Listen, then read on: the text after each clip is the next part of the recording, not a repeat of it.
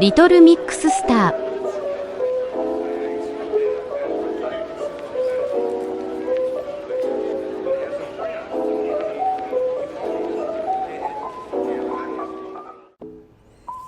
Hello everyone, my name is Star, and today I will be reacting to Daily Dose of Internet. Yay! Let me zoom out a bit more. There we go. But yeah, so I saw one of these clips. I wasn't paying attention to the whole video, and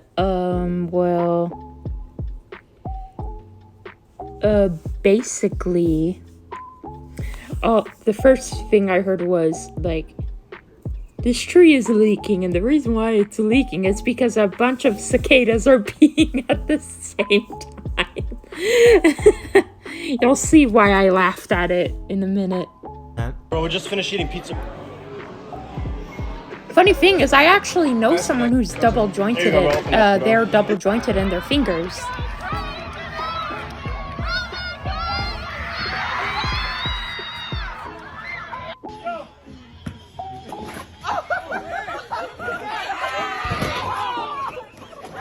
Oh These no! guys in the Philippines found a tree that appeared to be leaking water. It was actually a bunch of cicadas that were all peeing at the same time.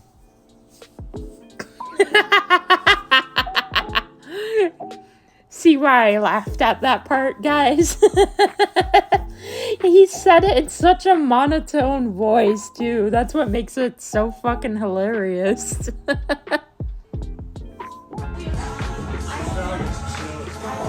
Oh, a friend of mine skateboards. Oh, I didn't notice he had a 5,000 IQ little bag on to it. avoid getting touched.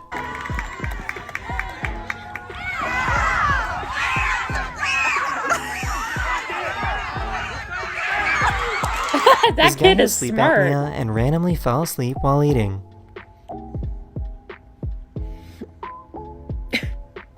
Ivan. I love how he woke up. She pretended that she saw a mouse to scare him.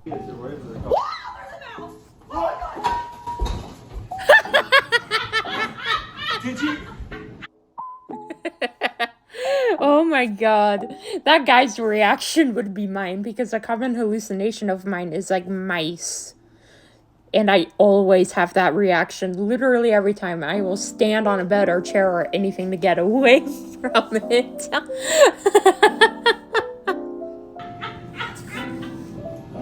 All these students snuck into their teacher's house at 1 a.m. This is her at 6 a.m. finding them there. Oh my god, that poor woman.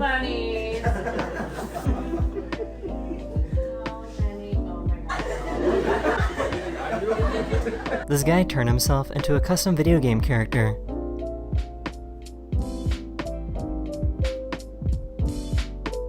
Ooh. Is it a filter or something? A few years ago, this guy threw some ice cubes on the ground and then pretended to fall. His goal was to pretend to get hurt so that he could get a payout from his insurance. He was eventually arrested a few months later. Mr. Booth, I have a question for you. Did you go to Nautilus for middle school? Oh my goodness. Oh my goodness. I'm sorry to see you there. I always wondered what happened to you, sir. Oh my goodness. This is the nicest Oh, kid I've in seen middle this school. clip before. It made me cry. Mr. Booth, I I hope feel you're bad able for to the change your both of ways. Good luck them. to you. After spending 10 months in jail, he managed to avoid crime and is now a manager for a pharmaceutical company. Oh, that's good. You go, boy. Hey. Oh my god! Okay. I mean, to be This fair, that duck kid isn't would be afraid of me. anything.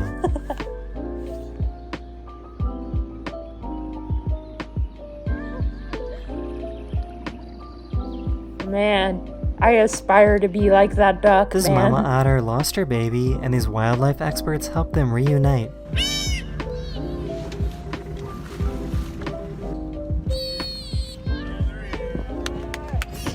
This seal just woke up from surgery and was in a goofy mood.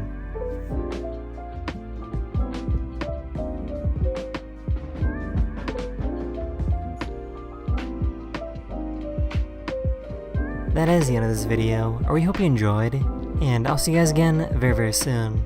Later. Oh, that was fun. Okay, let's see. What other daily dose of internet I can consume? Or anything else?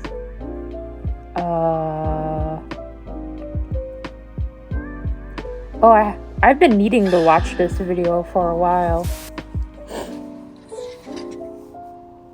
Being a mom is a thankless job, and I personally couldn't have any of it. According to salary.com, if moms got paid for every single thing they did, we're talking about like housekeeping, chef, school tutor, financial manager, nurse, nutritionist, management analyst, HR department, driver. If you add it all up, we're looking at mothers earning an annual salary of $184,820. And that's for the stay-at-home moms. If you manage to have a job on top of that, good luck, Charlie. Let's just think about it like this. SpongeBob was Employee of the Month 374 straight times. Carried the Krusty Krab like LeBron in Cleveland. Literally had to pay his boss to work there. And took it all with a smile. Bro played mommy for 5 days and nearly caught a life sentence on the 6th. It's hard being a mom, especially since humans make the most helpless babies in nature, and we pretty much stay that way for the next 18 years and usually longer. And this is because the insanely high learning curve of being a functional member of society means that babies have the self-preservation skills of a cantaloupe. That same high learning curve is why orangutans are the biggest have the in nature. self-preservation It literally takes them 7, 8, sometimes skills 9 of a years to be cantaloupe. emancipated Let's from be their real. mother's teeth. Orangutans And are the I'm heaviest animals to 21. spend most of their lives in the trees. It's the best life insurance policy when your first floor neighbor is 50 Shades of Find Out if you want to. It's why the French ape not only plays floors lava 50 fresh Shades of moms Find Out alive, if you want Mama to. Orang builds a bed from scratch for her child and herself to sleep in, and she'll make a new bed every single night. In her life, she'll make thousands. She'll also spend the better part of a decade teaching her little man of the forest how to orangutan. And she does it without an iPad or Cocomelon. She Iron Mans that shit.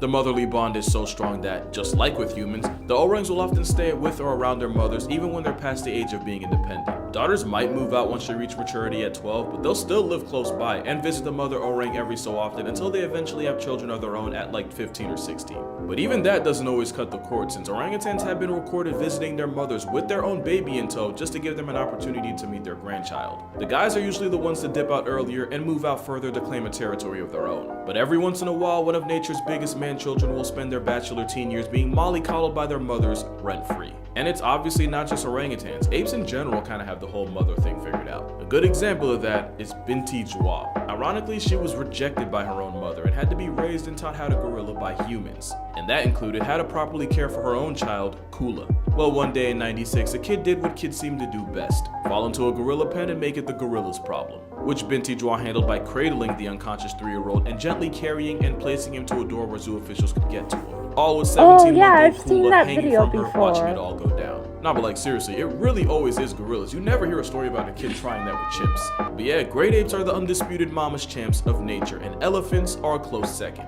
Right off the bat, elephants are one of the best mothers on earth and really should get a medal just for willingly going through 2 years of morning sickness. Elephants spend 22 months pregnant and the next 10 years raising the 200 pounds of mass that falls out of them. Males don't usually leave their mothers until about 16, and females usually don't leave at all. And since most of the herd is often blood related, not only is the big baby raised by a mom, but also an army of aunts, cousins, and grandmothers too.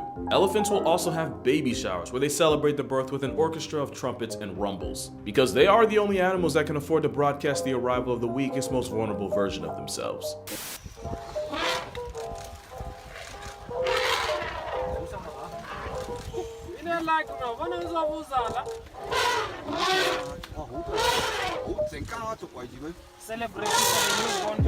Celebrating. And that's because they know anyone that wants anything with the baby gotta see a 60,000-pound wall of weaponized estrogen first. They'll even make the baby shower literal by kicking up sand and dirt all over the newborn calf. But it's actually to protect its sensitive skin from the brutal sun and possibly even to mask its scent from predators looking for a come-up. Speaking of which, very few things get to mess with a baby elephant and live with the consequences. This is an elephant assaulting a crocodile with extreme prejudice. Now, I don't have the whole backstory here, but considering what it takes to get curb stomped by nature's hydraulic press, that croc 100% pressed the wrong elephant's kid. And not even other elephants get a pass. Angsty bulls will often resort to bullying smaller calves when they want to mate. And that's a great way to start a track race with every other pissed off pachyderm in the district. Elephants are so devoted to their children, they'll even confront their biggest op if it means saving them. The biggest threat to elephants aren't lions, hyenas, or down bad bulls. It's us. By far, and they know it.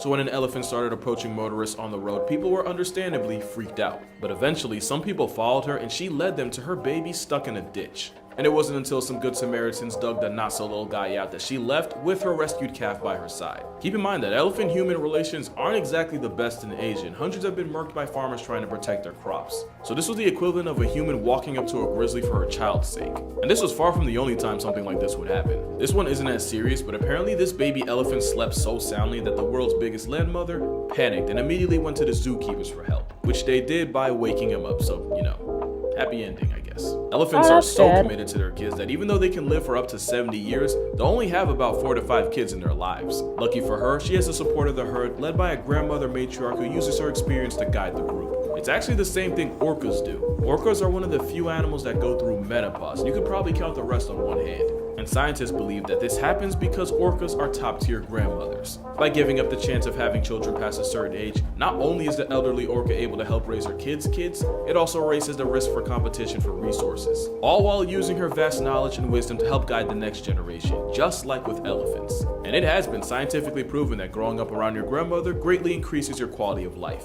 Having an OG around means the new kids on the pod have a much better chance of survival. And no orca was more of an original grandmother than Granny, a female killer whale believed to have lived to over 80 years old, having helped bring up several grand and great-grandchildren in her pod, proving that grandmothers are in fact OP.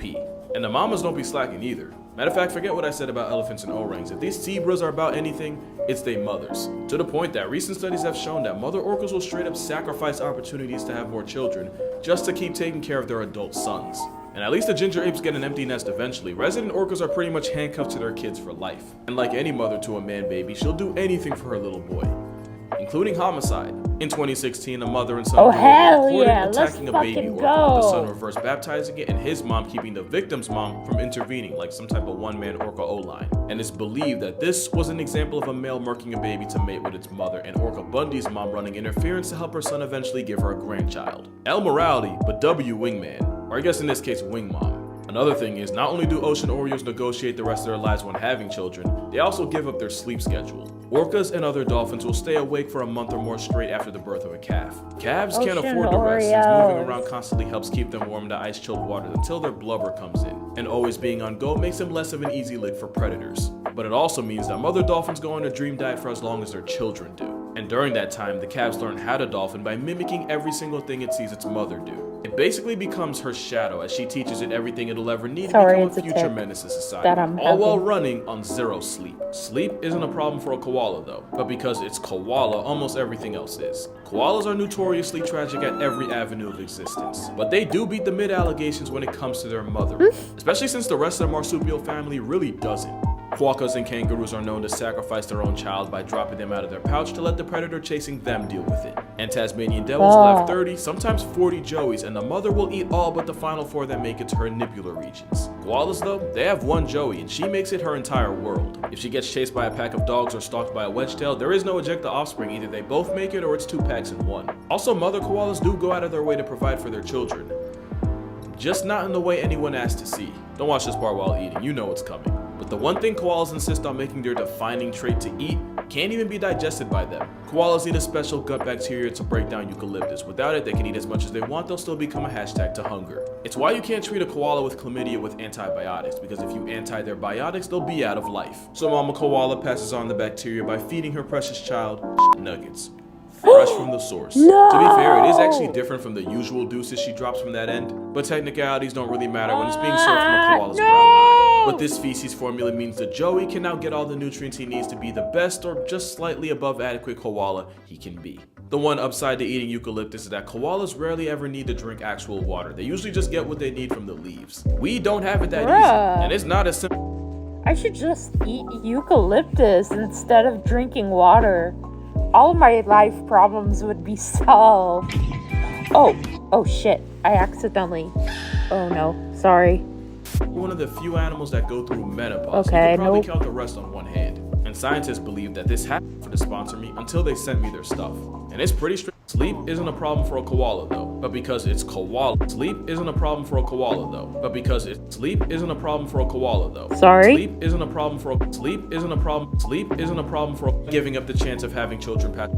And Tasmanian devils will have 30, sometimes 40 joeys, and the mother will eat all but the final 4 that make it to her nippular regions. Koalas though, they have 1 joey and she makes it her entire world. If she gets chased by a pack of dogs or stalked by a wedge-tail, there is no eject the offspring. Either they both make it or it's 2 packs in 1. Also, mother koalas do go out of their way to provide for their children. Just not in the way anyone asked to see. Don't watch this part while eating, you know it's coming. Yeah, don't watch it while One thing koalas eating. insist on making their defining trait to eat can't even be digested by them. Koalas need a special gut bacteria to break down eucalyptus. Without it, they can eat as much as they want, they'll still become a hashtag to hunger. It's why you can't treat a koala with chlamydia with antibiotics, because if you anti their biotics, they'll be out of life. Hold on, so let me mama turn up koala the passes on the brightness. bacteria by feeding her precious child There we go. nuggets. That's better. Fresh from the source. To be fair, it is actually different from the usual deuces she drops from that end, but technicalities That doesn't don't really make it matter any when it's being better, served but from a koala's okay. brown eye. But this feces formula means the joey can now I'm get all the having nutrients he needs to be PTSD the from best 2 girls, or 1 just cup, slightly dude, above just adequate from koala watching can this. be. The one upside to eating eucalyptus is that koalas rarely ever need to drink actual water. They usually just get what they need from the leaves. We don't have it that easy. Give me and it's water. not as simple as just downing gallons of water a day, since that can really mess with your electrolyte levels, which can be a problem if you're an athlete and constantly sweating it out throughout the day. Another struggle bush bears will never know. And for y'all that don't know, I actually just got done with fasting for a whole month, and as anyone who has done it will tell you, eventually, it's not even about the food, it's about not being able to drink with the sun watching. Especially if you're stubborn enough to work out or play basketball during it. Like me. Something that probably would have turned me full-time horizontal if it wasn't for liquid IV. Okay, a little bit of an exaggeration, but liquid IV was a lifeline, since drinking just one of the hydration multipliers hydrates you twice as fast as just water on its own. That's twice as fast, not as much. Just saying. And it also supplies you with essential vitamins B3, B5, B6, B12, and good old vitamin C. It's really good for if you haven't hydrated much throughout the day and want to re-up without guzzling water like a camel in the Sahara. It's actually kind of funny because I didn't even realize I was using liquid IV way before they offered to sponsor me until they sent me their stuff. And it's pretty straightforward. You just pour the liquid IV into the bottle, shake a little, and just drink. Easy. So easy a koala could do it. Maybe. So if you want to try some of the flavors Liquid IV has to offer, click the link in the description and get a 3-count hydration sample pack with flavors lemon lime, Concord grape, and golden cherry. Shipping absolutely free. So yeah, check them out if you're interested. Unless you're a koala, because again, they don't really need water to begin with. Truthfully, I don't know that they understand the concept of water. But all memes aside, the koala is actually pretty underrated as a provider. But probably not as underrated as snakes. You probably wouldn't expect a serpent to get talk time in the I video used like to have this, a and pet for a while, snake, neither so did I might scientists. know We some kind of just information assume snake about parenting them. is just, once you out the shell, I wish you well, and that's that. Turns out the Central African python will actually look after her family of snakelets a couple weeks after they hatch. The mother python. Okay, let me just say something. Okay, so I am obviously not a zoologist. However, I have owned a snake, and my, actually, a family friend of mine that's, like, really close to my family has owned a ball python. And I did research on snakes for a school project, so I still somehow remember this information. I don't know how. But a lot of snakes actually do stay with their babies until they're, like, ready to go out on their own. And it could be up to, like, 4 years old, I think. I don't remember exactly. I know for a fact that snakes do take really good care of their young ones. Python guards her kids and coils around the brood to keep them warm. And the same predator that can successfully deep throat a hyena and win will babysit over 50 hatchlings until they're able to make it in the outside world. It's only like 2 to 3 weeks, but it's a lot better than most snakes get fresh out the shell. Most just get spawned into life on veteran difficulty and gotta figure out the rest from there. Reptiles in general It are depends usually on less the involved than a cartoon species. parent. And that's really saying something. These kids had no business making it past the age of 3.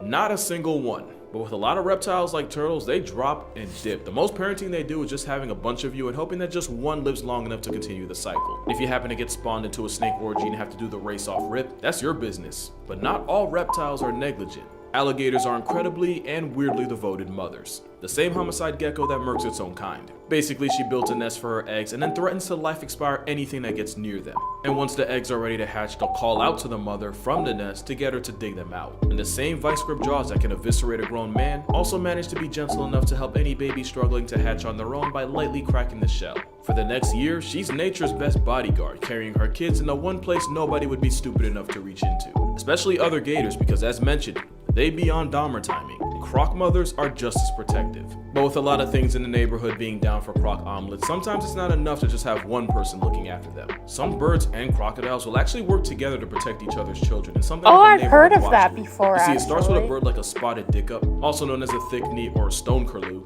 laying her family of eggs right next to a clutch of future crocs. That way the giant living stair trap will scare off most threats from even getting near the nest. The trade-off is, if an op like a monitor lizard pulls up all the crockers away, then as far as the bird's concerned, it's a fate on sight. The dick ops will harass and square up to the monitor to protect the crocodile's eggs. Not only does it slow down and probably confuse the hell out of the monitor, the calls of the bird are like a siren for the crocs, who instantly pull up to the nest the moment they hear it. Pretty much the thick knee cosplays as a crocodile baby monitor to protect both families from an actual one. I'd call it teamwork, but Mama Croc could really scramble the bird's child right in front of her and think nothing of it. But that's the kind of gamble this bird takes. Some birds make a similar deal with gators. Some birds will go out of their way to start a family right above a group of alligators. And just like with the thick knee and the croc, the alligators protect the birds from smaller predators like raccoons and opossums just by existing. They pay the gators off by yeeting the weakest child out the nest on some straight Sparta type of beat. The bird parents get to use resources on chicks that actually have a chance at life, and the gators get free protein airdrop to their head. Lots of birds have ways of keeping their next generation from becoming past tense. A bird called a killdeer will fake a career-ending injury in order to get a predator's attention, and then act like it's limping over to its final resting spot in order to lead the predator away from a hidden clutch of eggs. Then there's the hornbill. This alternative toucan seals herself inside the nest with a literal wall of a mixture of fruit paste, mud, and poop. The wall takes hours, sometimes days to build, and only once she's entombed herself will she lay her eggs. And for the next 3 to 5 months, the hornbill's entire world is that tiny, dark birth room. She commits to the role even further by molting all of her flight feathers, since she's pretty much grounded for the foreseeable future. She does have the father to funnel her food through the tiny opening, but it also means if her partner slips up and gets put on a milk carton, that nest becomes a coffin for her and her children. Up to 5 months of not only self-imposed quarantine, but every second of it with a bunch of newborns. Not only that, but she gets the honor of shoveling out the piles of digested fruit mush her babies assault her with multiple times a day. Because what goes in will come out. It's literally 5 months of the same different day, and we be popping BC like Tic Tacs if we had to do half of that. And then there's the white-crowned plover, who will literally select violence with anything that gets anywhere near their nest. Any baboon or monitor lizard that tries gets dealt with extreme prejudice, because these birds believe in EOF, equal opportunity phase. But probably the best bird mom Yeah, of all would probably be EOF. the hummingbird. Mainly because she has to bring up the entire family by herself. The male doesn't contribute anything beyond baby batter. He can't even be bothered to build the nest. All of it's on her, which she does, assembling a teacup-sized nest from scratch. From then on, if she's not incubating the eggs to keep them alive, she's looking for food to keep herself going, which is already hard enough since a hummingbird can easily go from feast to flatline if they go more than a couple hours between meals. Motherhood only becomes more of a jihad once the egg or eggs hatch, because now she pretty much has to work overtime to carry the gene pool without folding on herself or her children. The thing is, the motherhood buff is so crucial that some hummingbirds like the ruby-throated single-handedly have some of the highest nesting rates of birds in that area. It's about 45 days straight from when she starts constructing the nest to when the little hummers can make it out on their own. And the first thing she does I when they move out understand. is start the entire process all over. No, seriously, she'll often raise 2 families back to back in one summer. She does it all with a father that couldn't be more of a deadbeat if his heart were tired. So yeah, hummingbirds might be some of the most underappreciated single mothers in nature. Probably not as much as the cheetah though. If single parenting was a sport, she'd be D1 from day one. Like the hummingbird, Oh, she hard carries damn. the entire family while the baby daddy drops a load and hits the road. But unlike the hummingbird who has to look after 1 or 2, mother cheetahs are responsible for 3, 4, sometimes up to 6 cubs. And it's not like she has Oh, a roster shit. of aunties to help play daycare. She's on her own. Every time she goes out for groceries, there's a small chance she comes back to a chalk outline where her kid used to be. And with lions, leopards, no. hyenas, and wild dogs all being major ops to a cheetah's pursuit of happiness, in some places, only 10% of the cheetah cubs that come out actually make it to adulthood. It's such a struggle that cheetahs will often overheat after a successful hunt. But not because like their systems need to cool down, but because the anxiety of catching food and not knowing how long until a pride of lions comes in and presses you for your plate literally causes them to stress heat. The flight or fight response, and evolution did not build cheetahs to fight. Now add in the fact that their hunting success rate is like 40% to begin with, and now you see just how bad cheetah moms have it. They're underrated mothers because if they weren't, their entire population would be in a pack. A mother cheetah named Sabella successfully raised 19 cubs solo, meaning a third of the cheetahs in that area came from her. That's how hard she carried. Now they probably struggle less if they form a Damn, coalition of she females the same way carrying. males do, but until they do, cheetahs will She continue came to be in the world's clutch, hardest bro. producing mother. Or maybe a respectable second. There's one mom that just might top her. But before we go there, here are some dishonorable mentions. Moms that will personally make you appreciate the one you have more. The The cuckoo, for using mob violence to force other birds to raise their children. The harp seal, for abandoning her pup at 2 weeks old to go hook up with other males, even though the pup can't swim, move, or really do anything for itself for the next 6 weeks. Not to mention putting that type of stuff in polar bear country is actually villainous. Scorpions, because Mama Scorpion will carry her brood on her back to protect them from predators, but she'll also eat them if she doesn't get enough food herself. Quokkas, for the aforementioned child eating. Pandas, because if she has twins, her negligence guarantees one of them is left to die. And that's assuming she doesn't roll over and accidentally de-life the one she chose. Pandas prove that China's one-child policy hit more than just people. But the most underrated mom in the entire animal kingdom? Definitely the octopus. Her arc reads like a Greek tragedy. The mother octopus will spend months looking after thousands of eggs, during which she won't eat once. She'll negotiate one of her arms as a meal before she leaves her family unattended. Octomom does nothing but guard the eggs and gently wash them by squirting water over them for 5 months straight. And it's not like with the hornbill relying on her husband being an Uber Eats. The male octopus is already a casualty to post-nut clarity at this point. By the time the eggs hatch, she's basically a moving corpse. Her immune system weakens, her body breaks down, and she just deteriorates. Oh no! And if she doesn't fall to starvation, her story ends with being torn apart by predators while she's too exhausted to defend herself. It's why most octopus are born orphans. And sometimes it's not just for months. One mother octopus set a record after she protected her eggs for over 4 years. By far the longest brooding time ever seen. And even with the longer plot, the ending was still the same. Once the eggs finally hatched, the mother octopus finally got to rest. Permanently. So be glad you're not an octopus. They're born orphans, live life virgins, males get KO'd by acorn clarity, and starting a family ends with you getting unsubscribed from life. But that's gonna do it for this video. I'm glad Make sure I'm you drink not water, an preferably with liquid octopus. IV in I'm it. just If a there was cosmic ever a day to hug god. your moms, it would be today. Tell her you appreciate her. And I mean her, like not just Instagram, Love but you, actually tell her. Mom. Some of y'all moms don't even have Instagram and y'all do it. I never understood that. Thanks to Liquid IV for sponsoring this video. Shout out to my mom for sponsoring my existence. And I'm gonna see y'all in the Thank next you, one. Mom, for sponsoring my existence. But the emotions that I felt in my heart, I was nearly crying to get this close and be loved on by this beautiful, absolutely gorgeous Mummy Red was such a touching experience, one that I'll take with me for the rest of my life.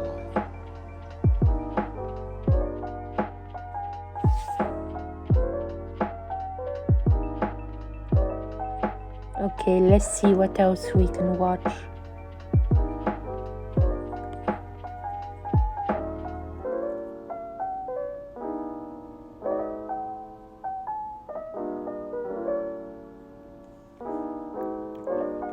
I haven't watched much Casual Geographic in a while.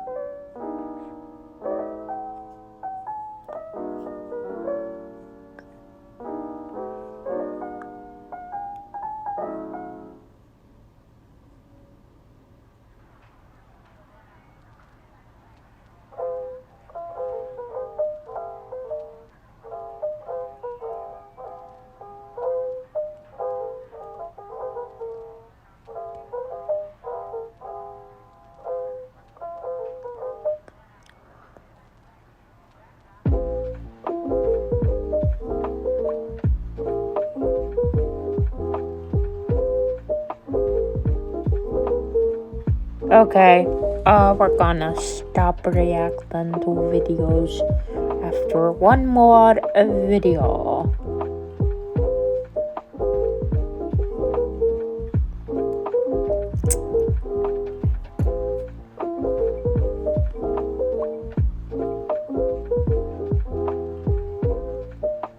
Ten reasons why this bird is a threat to my mental health. Number 1, they clap crocodiles for fun and they do not apologize for it. And like a true predator, they prefer to go after the minors. That's not even the craziest thing they do. We'll get back to that. Number 2, the shoebill stork puts its prey on a shirt by decapitating it. Bird in a... Hold on. Let me try that again. So Onision became a bird. He became a bird, guys.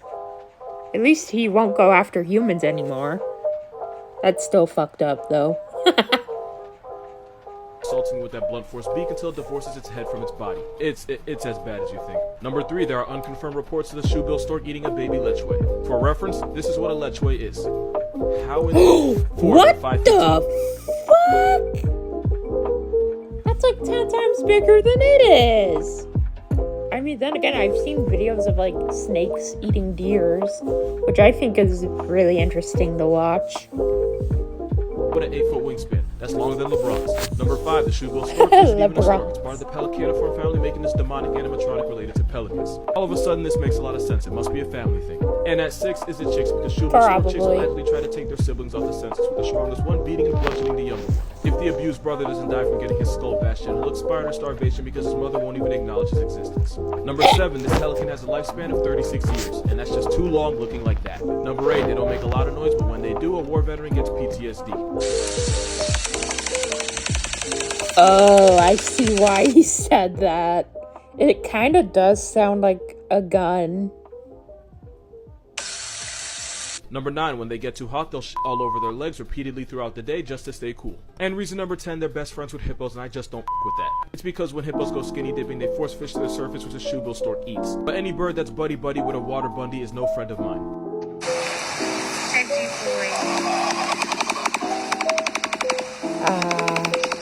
Okay, so I have one more thing about this thing that I think you should know. I can't explain why, but not only are they harmless to humans, they're actually friendly. This 5-foot head-snatching roid pigeon is calm around humans and it'll even let you approach their nest without becoming aggressive, which actually makes them one of the most popular birds for bird watchers in Africa. This is Sushi. Sushi looks like a hippogriff come to life, but he'll let anyone pet him as long as they bow to him first. If you don't, he'll fly to the other end of his enclosure. But if you bow, Sushi will accept your presence and allow you to pet him.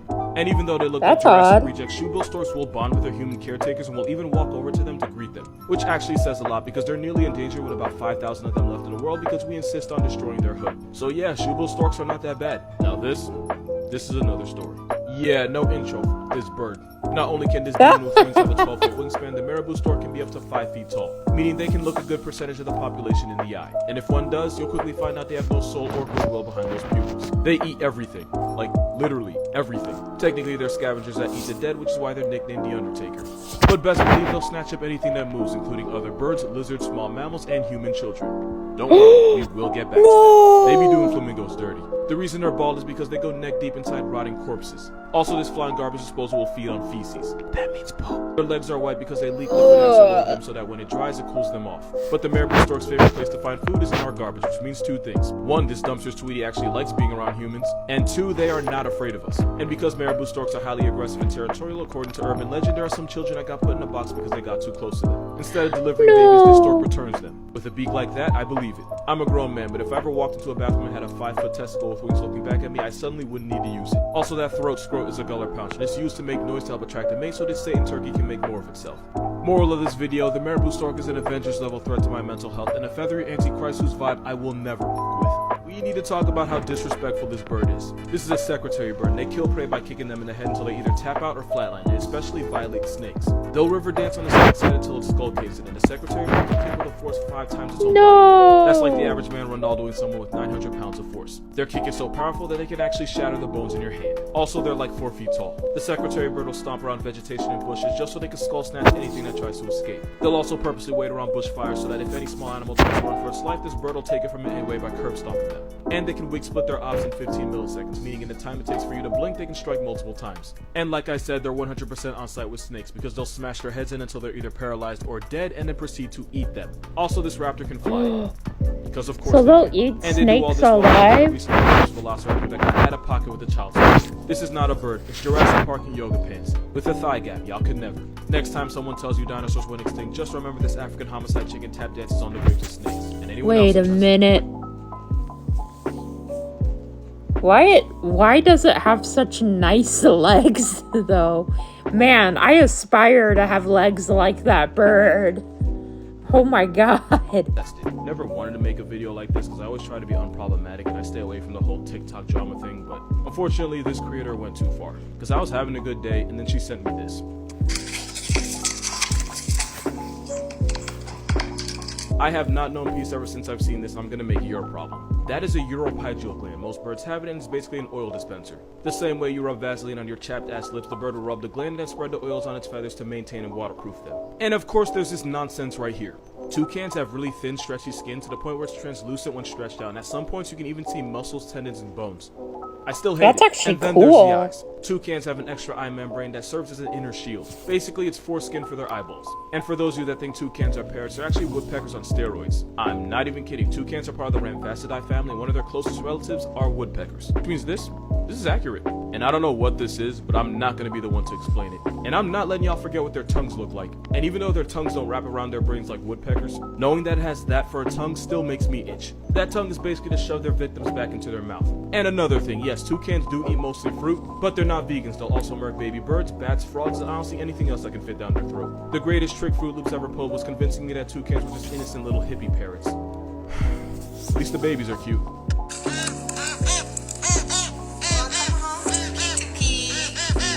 Hoping somebody would ask. So yeah, woodpecker tongues wrap around their skulls and go out their mouth like a f***ed-up fruit roll-up. But like every questionable thing in nature, there's a reason for this. A lot of I mean, it woodpeckers eat kinda mostly does ants look and like a larvae, and they fruit use that bill roll-up. to drill through the wood and that long elastigirl tongue to snatch them up. It's like chameleons, but with more feathers. Woodpeckers have been around for 25 million years, but since chameleons have been doing this for 60, it's clear who stole from who. And since the green woodpecker has one of the longest tongues for any bird, 10 centimeters for a 30 centimeter body, they have to wrap it around to the back of their head when they're not using it. Now this part isn't 100% confirmed, but a lot of scientists believe the tongue also cushions the brain to absorb the shock of them high-fiving trees with their head for a living. Aren't you glad you follow me? There's a dinosaur I mean, problem that not actually enough people makes are talking sense. about. Rat-tights are a group of birds that in the game of life chose fight instead of flight. This group includes the biggest birds in the world like ostriches, emus, this blue bastard, and the kiwi.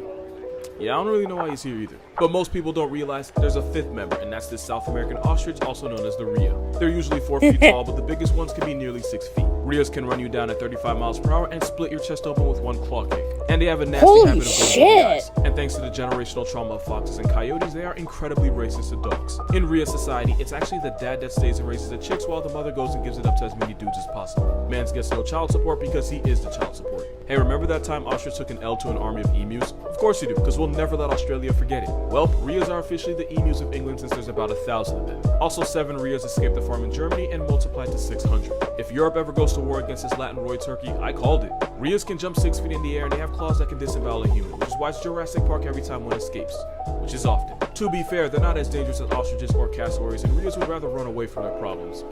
It'd be like that. But the rhea can have a nasty temper, especially during breeding season. But hey, don't take my word for it, just ask Kevin.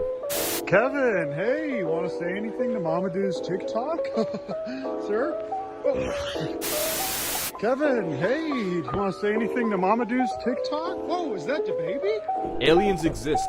We Hold just call them on. owls. Here's 10 reasons why they're way too weird to have come from Earth. Number 1, I'm their ears filming are a see-through and you can YouTube literally video. look at an owl's eyeball from its ear opening. I'd call them the windows to the soul, but you're gonna find out owls don't have one. Number 2, and let's just get this out of the way, this is what owls are hiding under those feathers. Sometimes I think science is too much about what we can know and not enough about what we should know. Number 3, you probably know that owls can imitate the exorcist by turning their heads 270 degrees, but they only do it because technically owls don't have eyeballs. Not like deadass, instead they have tubes that don't move, which is why they have the possessions behind it. Number 4, some owls like the great horned owl will catch prey and decapitate them by the time they get to their nest. Alright, well, You say can't hi tell me to that the ain't some invader same type YouTube. shit. If you ever see a squirrel or rabbit that's literally lost its mind, you know exactly whose rap sheet to put it on. By the And they way, won't stop there. This owl everyone snatches watching off knows 10 she's for not no my reason at all. grandmother. Number She's 5, owls are one of versatile my form order, there's about caregivers 250 flavors of in the these group plants, home. and you can find them almost everywhere. You got the Eurasian eagle owl, snowy owl, the African Varroa owl, and the Australian masked owl. But by far the meanest one of all is a great horned owl. If you know, you know.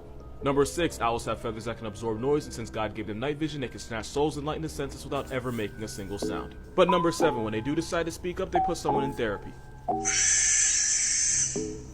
Yeah, that sounds like my sleep paralysis demons. Number 8, they're racist to other birds. The very symbol of our country often gets bullied by owls, and they hate crows on a generational level. If a crow breeds, an owl will take it personally and put an end to it. Number 9, owls swallow their prey whole. No bevan, nothing. And then vomit the parts they can't eat like bones, teeth, and fur into this little pellet package. And for some reason schools had children dissected. Like, what the was that even about?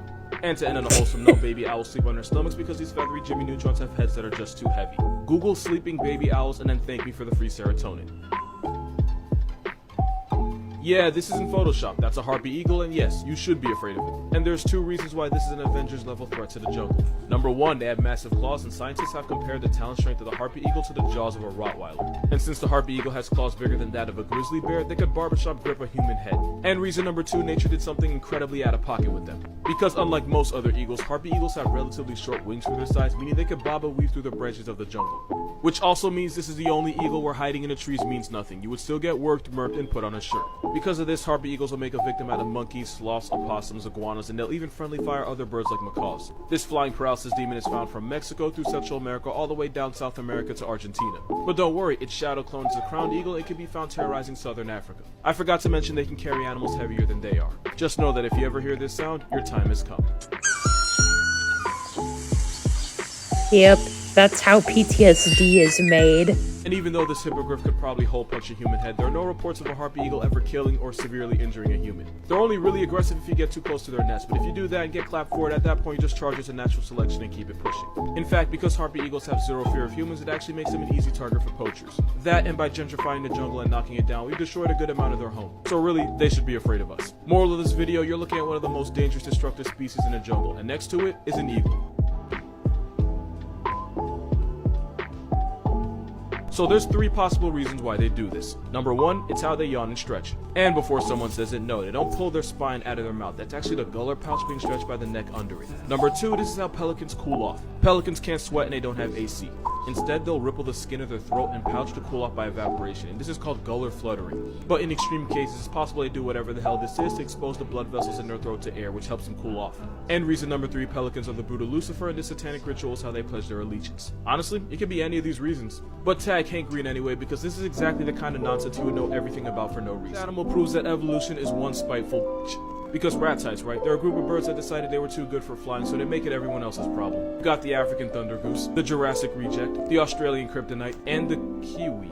Yeah, the kiwi's related to the biggest birds in the world while being the size of a chicken. That's basically having your entire family 6'4", 6'5", and 6'6", but you came out looking like Tory Lanez. Like, you get up from the chair but stay the same height. But nature disrespected them, because even though the kiwi shrunk, the eggs they have to... I mean, most of my family, they're like 6 feet tall, but like my mom's side of the family is not. So me and my mom and my older sister are probably the shortest assigned female at birth family members, and my dad is actually the shortest male in the family, even though he's 6 feet tall. So, yeah, this video is almost over, and then I'm gonna stop.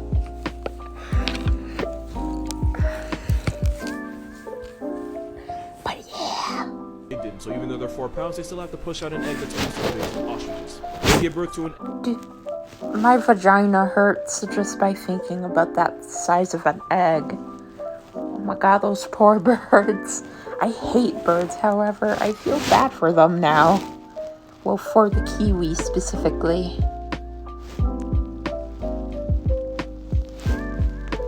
20% of their size. And for the women, imagine being shrunk to 3 feet tall and still having to push out the same size baby. To the point where it stretches its ribcage and rearranges its organs, and yes, it's as bad as it sounds. Somehow, it gets worse. Since the bird named after a fruit pulls up to the same reunion as ostriches and emus, they can't fly. Basically, the kiwi is a bird that just can't bird, which means they get clapped by the entire census. They can only survive on islands where there are no cats, dogs, or anything else that can turn them into an 8-piece. And of course, they got screwed again when humans brought rats and cats to New Zealand in the same area code as them, and since kiwis are about as tough as the fruit they're named after, they got stab-patted disrespectfully. All this while being related to a bird that literally won a war against people. Moral of this video, kiwis asked for wings and nature told them to f*** off and figure it out. Jurassic Park's real, and so is this bird. That is an Andean condor, and they can have a wingspan of just under 11 feet. That is no cap, a shack and a half. And even though they look like a satanic testicle, they are 100% harmless. They're vultures on steroids that only eat the dead because they don't want smoke with the living. That wasn't a joke, they're a type of New World vulture, and there's 2 types, the Andean and California condor. And this aesthetically challenged turkey proves that love is blind, because this scrotum pigeon mates for life. To shoot his shot, the male condor turns his head red, puffs out his neck feathers, and approaches the female. If she lowers her head at him, it means bro one, and they'll stay together for close to, if not life. They love getting high. Condors vibe at 15,000 feet, and since they have huge wings, they can stay in the air for ridiculous amounts of time without flapping. They love getting high. Flew for 5 hours. Yo, I do too, but it's a different kind of high, you know what I'm saying? covered over 100 miles and didn't flap once. And when you live like that, you can live a long time, which is why the California condor can live for up to 80 years, and also why people used to think it was immortal. But they're not. California condors are critically endangered due to most of them getting clapped by poaching, lead poisoning, and habitat loss. So basically us. God gave us thumbs and everyone else has to pay for it. Fun fact, actually really sad fact, Johnny Cash nearly erased the entire condor census after causing a fire that almost wiped them all out. There's about 7,000 Andean condors, but only 500 Californians, and if I could trade them for every LA wannabe influencer, I would, and I don't apologize for it. But we have been helping this bird out by raising their chicks. That's actually a puppet head feeding the baby so it doesn't get used to humans. They might be down bad now, but in 1987 there was only 27 of them left. Basically they got canceled Oh, or that's got their good that contract more renewed, of so them this came dinosaur back. just might be alright.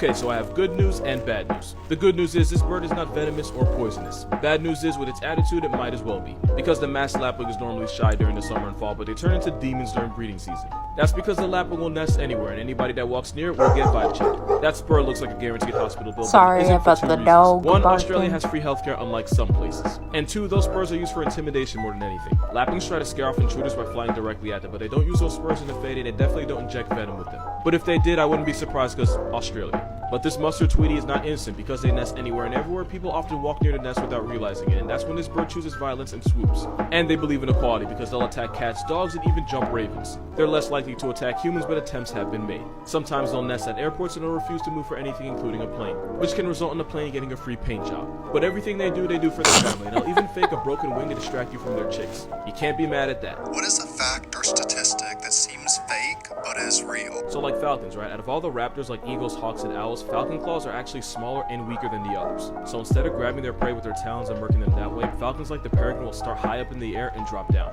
I swear this is gonna make sense soon enough. So they turn themselves into missiles that can max out at 240 miles per hour. That's almost 9 Usain Bolts. This falcon derecho will target its victim, but because its claws are weaker than the other raptors, instead they'll ball up their feet, basically making a fist and hitting their prey so hard it folds their spine. So yeah, falcon punch is a real ass thing, and it is devastating.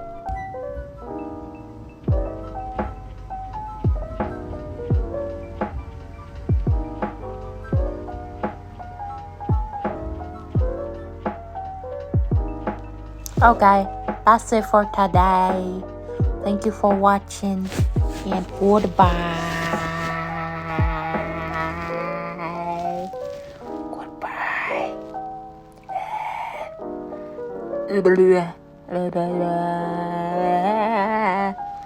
Good boy. Goodbye.